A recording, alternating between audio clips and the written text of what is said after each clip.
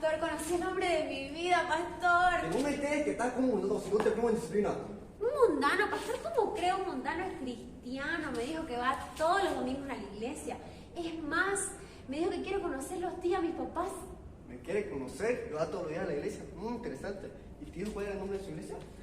Ay, pastor, no me acuerdo. Espere, lo voy a buscar aquí en los chats. Le cuento que hemos estado hablando todos los días, pastor. Me manda versículos bíblicos, me habla de Dios, pastor. Ay, es hermoso, es lo que siempre he soñado. Espere, aquí está, me contó cuál era el nombre de su iglesia. Dice que es la Purísima Concepción de Cotoca. Pero hija, esa iglesia no es cristiana evangélica. ¿No te acuerdas lo que dice en la palabra?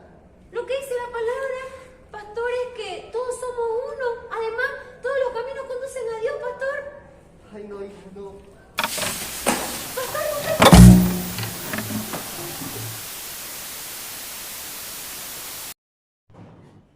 Existe una práctica muy común hoy en el mundo religioso llamada ecumenismo. Hay muchas voces en nuestro entorno que se están levantando a decirnos que los cristianos, juntamente con otras religiones, deberían unirse porque todos los caminos conducen a Dios y todos somos uno en Cristo. Pero, ¿qué es lo que nosotros como hijos de Dios debemos saber? ¿Qué es la posición que nosotros como hijos de Dios debemos tomar? Eso es lo que juntos en breves minutos queremos compartirte, así que acompáñanos, juntos lo vamos a aprender. El ecumenismo es un movimiento alrededor del mundo que busca generar la unidad entre distintas religiones del mundo con los cristianos. Y aunque vemos que detrás de esto hay una muy linda intención basada en la oración de Jesús en Juan 17, tenemos que entender qué hay detrás de todo esto. Y cuando analizamos la oración de Jesús en Juan 17, que estaba orando por la unidad, ¿no es cierto? Tenemos que primero entender que Él estaba orando por sus discípulos, por aquellos que iban a creer en su nombre. Entonces, por eso es que tenemos que empezar a ir profundo para entender a qué se refería Jesús cuando Él nos llamaba a la unidad. Porque, por ejemplo, aún dentro de nuestra vida cristiana evangélica, de nuestra comunidad, tenemos pequeñas diferencias aún como discípulos de Cristo. Por ejemplo, vemos que hay un grupo de cristianos que adoran a Dios levantando las manos apasionadamente, levantan alabanza, ¿no es cierto?, con panderos, banderas, danzas, instrumentos, una adoración extravagante y apasionada. Como también hay otro grupo que cree dar devoción a Dios teniendo una adoración un poco más tranquila y más calmada y que no es necesario expresar tanto porque Él es digno de nuestro respeto. Vemos también que hay un grupo que cree que los dones y la operación del Espíritu Santo sigue vigente hoy y creen en las sanidades y en la operación del Espíritu Santo, como también hay otro grupo que cree que eso fue para un tiempo. Y así podemos profundizar y ver que hay muchas diferencias dentro de aquellos que han creído en Jesús, pero al fin y al cabo son pequeñas diferencias que al fin y al cabo no interfieren en nuestra fe ni en nuestra salvación que anhelamos alcanzar todos como discípulos de Cristo. Nosotros como comunidad cristiana evangélica creemos en la Trinidad de Dios. Creemos que nuestra salvación viene por Jesús, porque Él es el Hijo de Dios que vino a morir por nosotros y resucitó al tercer día. Tenemos una base teológica en común en las doctrinas que compartimos. Y al final, si nosotros vivimos en santidad, ¿no es cierto?, y nos preservamos para ese día, un día estaremos juntos en el cielo, alabando y adorando juntos al Creador. Pero fuera de este grupo de cristianos evangélicos que seguimos a Cristo, hay otros grupos, hay sectas, hay otras religiones que confiesan ser nuestros hermanos, que dicen que quieren compartir con nosotros porque al fin y al cabo somos uno en Cristo. Pero, ¿saben? Abrazan prácticas idólatras, prácticas que no agradan a Dios. Y lo que sabemos es que los idólatras se hacen imágenes y se postran delante de ellas. Y la palabra nos dice claramente que aquellos que hacen estas prácticas no podrán ir al cielo, sino que su fin es el lago de fuego. También sabemos que hay otros grupos que, por ejemplo, no creen en la divinidad de Jesús. Imagínense ustedes, esa es la base teológica, la base de nuestra fe.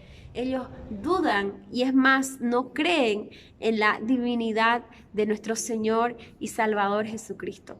Y cuando vemos, solamente por mencionar algunas de las creencias de estas otras religiones y otros grupos, son conclusiones que no están bien y que por lo tanto contradicen a lo que nosotros hemos entendido y aprendido. Estas afirmaciones son pecado. Y si estas afirmaciones son pecado, entonces nosotros no podemos llamar hermanos, porque estas personas no han creído en Jesucristo como su Señor y Salvador y no lo han puesto como centro de su vida. No podemos tener comunión la luz con las tinieblas. Pablo ordenó en 1 Corintios 5:11, no os juntéis con ninguno, que llamándose hermano fuere fornicario, o avaro, o idólatra, o maldiciente, o borracho, o ladrón. Con el tal ni aun comáis. También vemos que en 2 de Juan 1:9 en adelante dice así, cualquiera que se extravía y no persevera en la doctrina de Cristo, no tiene a Dios. El que persevera en la doctrina de Cristo, ese sí tiene al Padre y al Hijo. Si alguno viene a vosotros y no trae esta doctrina, no lo recibáis en casa, ni le digáis bienvenido, porque el que dice bienvenido participa en sus malas obras. Está muy claro que no podemos caminar en unidad y no podemos llamar hermanos a aquellas personas que no creen en Jesucristo como lo hacemos nosotros. No podemos caminar en común acuerdo con otras personas que confiesan creencias distintas a las nuestras. Mira lo que sigue diciendo la palabra de Dios en 2 de Corintios 6, 14 al 16. Dice, no os unáis en yugo desigual con los incrédulos, porque ¿qué compañerismo tiene la justicia con la injusticia? ¿Y qué comunión la luz con las tinieblas? ¿Y qué concordia Cristo con Belial? ¿O qué parte el creyente con el incrédulo? ¿Y qué acuerdo hay entre el templo de Dios y los ídolos?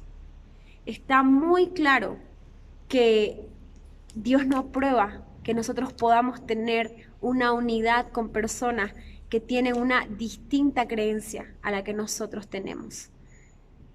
El ecumenismo fue iniciado por un grupo de personas bajo el lema de la unidad en Cristo.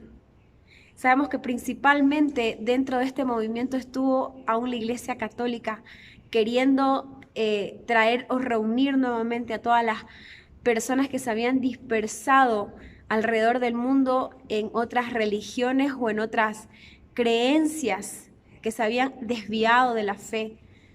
Pero tenemos que entender que aunque detrás hay muchas personas que dicen que nació con buena intención, tenemos que ver el peligro que hay detrás de todo esto. Porque sí, hay un peligro. No todos los caminos nos conducen a Dios y no todas las religiones nos dan salvación. Porque al decir que simplemente en pro de la unidad queremos avanzar, estamos obviando muchas cosas fundamentales para nosotros como hijos de Dios. Mire lo que nos sigue diciendo la palabra de Dios en Mateo 24:4. Respondiendo Jesús les dijo, mirad que nadie os engañe, porque vendrán muchos en mi nombre diciendo yo soy el Cristo, y a muchos engañarán. Hay un dicho, y lo hemos dicho al inicio, que dice que todos los caminos conducen a Roma, y que todas las religiones, al fin y al cabo, nos van a llevar a la salvación. Pero ¿sabes algo? Para llegar a ser salvo y para llegar al cielo es necesario confesar a Jesús como el Hijo de Dios y declarar que Él es nuestro Señor y Salvador. Es necesario vivir una vida de santidad y vivir conforme a los patrones de la palabra de Dios. Un solo bautismo, una sola fe, un solo Dios. porque al Señor tu Dios adorarás y a Él solo servirás. Esto fue ¿Qué dice la Biblia? Muy pronto seguiremos profundizando acerca de otros temas, así que no te pierdas los próximos capítulos. Que Dios te bendiga.